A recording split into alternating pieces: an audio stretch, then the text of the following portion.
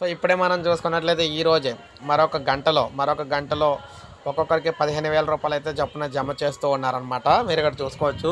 వరద సాయం అందని వారి ఖాతాలోకి మనకి ఈరోజు చంద్రబాబు నాయుడు గారు ఈరోజు వారి ఖాతాలకైతే డబ్బులైతే విడుదల చేస్తూ ఉన్నారు. 15,000 రూపాయలు చొప్పున అనమాట. సాంకేతిక కారణాలతో వరద పరిహారం అందని బాధితుల ఖాతాలో ప్రభుత్వం ఈరోజు నగదు జమ అయితే చేయనుంది.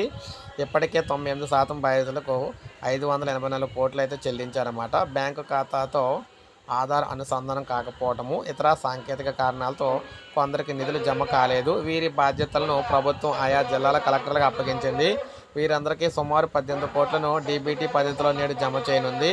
ఎన్టీఆర్ జిల్లాలో 15,000 కుటుంబాలు, అల్లూరి సీతారామరాజు జిల్లాలో 4,620 కుటుంబాలకు, అంటే దాదాపు 20,000 కుటుంబాలకు అదేవిధంగా ఇతర జిల్లాలోని పలువురు బాధితులకు అధికారులు ఈ సాయాన్ని అయితే ఇస్తున్నారు. అంటే దాదాపు 20,000 నుంచి 30,000 మంది లబ్ధిదారుల ఖాతాలో ఒక్కొక్కరికి 15,000 రూపాయలు చొప్పున అయితే ఈరోజు జమ చేస్తూ ఉన్నారన్నమాట. సో అది మనకు అప్డేటు. ఇలాగ ప్రతి పథకానికి సంబంధించి మీకు సమగ్ర సమాచారం అందిస్తూ ఉంటాను. ఒక లైక్ చేయండి, సబ్స్క్రైబ్ చేసుకోవద్దు, మన ఛానల్ సబ్స్క్రైబ్ చేసుకోండి.